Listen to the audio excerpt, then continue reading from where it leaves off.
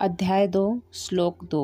श्री भगवान बोले, हे अर्जुन, इस विषम अवसर पर तुम्हें ये कायरता कहाँ से प्राप्त हुई जिसका कि श्रेष्ठ पुरुष सेवन नहीं करते, जो स्वर्ग को देने वाली नहीं है और कीर्ति करने वाली भी नहीं है। यह संबोधन देने का तात्पर्य है कि तुम स्वच्छ निर्मल अंतःकरण वाले हो, अतः तुम्हारे स्वभाव में कालुष्य कायरता का आना बिल्कुल विरुद्ध बात है। फिर यह तुम्हारे में कैसे आ गई? कुतस्त्वा कश्मलमिदं विश्वे समुपस्थितम्। भगवान आश्चर्य प्रकट करते हुए अर्जुन से कहते हैं कि ऐसे युद्ध के मौके पर तो तुम्हारे में शूरवीरता उत्साह आना चाहिए था, पर इस मौके पर भी तुम्हारे में यह कायरता कहाँ से आ गई? आश्चर्य दो तरह से होता है, अपने न जानने के कारण और दूसरे को चेताने के लिए। भगवान का यहाँ जो आश्चर्यपूर्वक बोलना है वह केवल अर्जुन को चेताने के लिए ही है, जिससे कि अर्जुन का ध्यान अपने कर्तव्य पर चला जाए। कुतः कहने का तात्पर्य यह है कि मूल में यह कायरता रूपी दोष तुम्हारे में नहीं है, यह तो आगंतुक दोष है जो सदा रहने वाला नहीं है।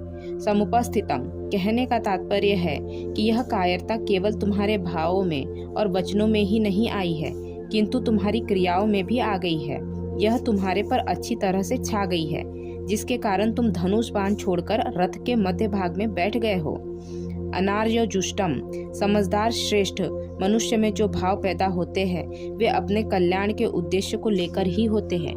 इसीलिए श्लोक के उत्तरार्ध में भगवान सबसे पहले उपयुक्त पद देकर कहते हैं कि तुम्हारे में जो कायरता आई है उस कायरता को श्रेष्ठ पुरुष स्वीकार नहीं करते, कारण कि तुम्हारी इस कायरता में अपने कल्याण की बात बिल्कुल नहीं है।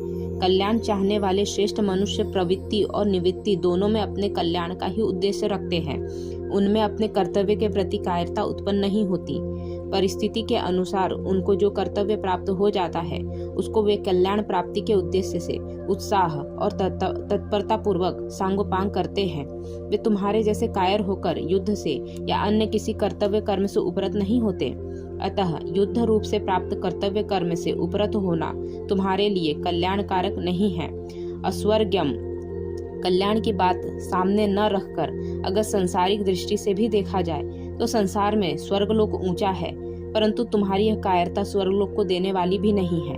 अर्थात कायरता पूर्वक युद्ध से निवृत्त होने का फल स्वर्ग की प्राप्ति भी नहीं हो सकता। अकीर्तिकरम अगर स्वर्ग प्राप्ति का भी लक्ष्य न हो तो अच्छा माना जाने वाला पुरुष वही काम करता है जिससे संसार में कीर्ति हो, परंतु तुम्हारी यह जो कायरता है यह इस लोक में भी कीर्ति यश देने वाली नहीं है, प्रत्युत अपकीर्ति अपयश देने वाली है। अतः तुम्हारे में कायरता का आना सर्वथा ही अनुचित है। भगवान ने यहाँ अनार्य जुष्टम अस्वर्ग्यम और अकीर्तिकरम ऐसा क्रम देकर 3 प्रकार के मनुष्य बताए हैं। जो विचारशील मनुष्य होते हैं वे केवल अपना कल्याण ही चाहते हैं, उनका ध्येय उद्देश्य केवल कल्याण का ही होता है। जो पुण्यात्मा मनुष्य होते हैं वे शुभ कर्मों के द्वारा स्वर्ग की प्राप्ति करना चाहते हैं, वे स्वर्ग को ही श्रेष्ठ मानकर उसकी प्राप्ति का ही उद्देश्य रखते हैं। और तीसरा, जो साधारण मनुष्य होते हैं वे संसार को ही आदर देते हैं, इसीलिए वे संसार में अपनी कीर्ति चाहते हैं और उस कीर्ति को ही अपना ध्येय मानते हैं। उपर्युक्त तीनों पद देकर भगवान अर्जुन को सावधान करते हैं कि तुम्हारा जो यह युद्ध न करने का निश्चय है यह विचारशील और पुण्यात्मा मनुष्य के ध्येय कल्याण और स्वर्ग को प्राप्त करने वाला भी नहीं है, तथा साधारण मनुष्य के ध्येय कीर्ति को प्राप्त करने वाला भी नहीं है।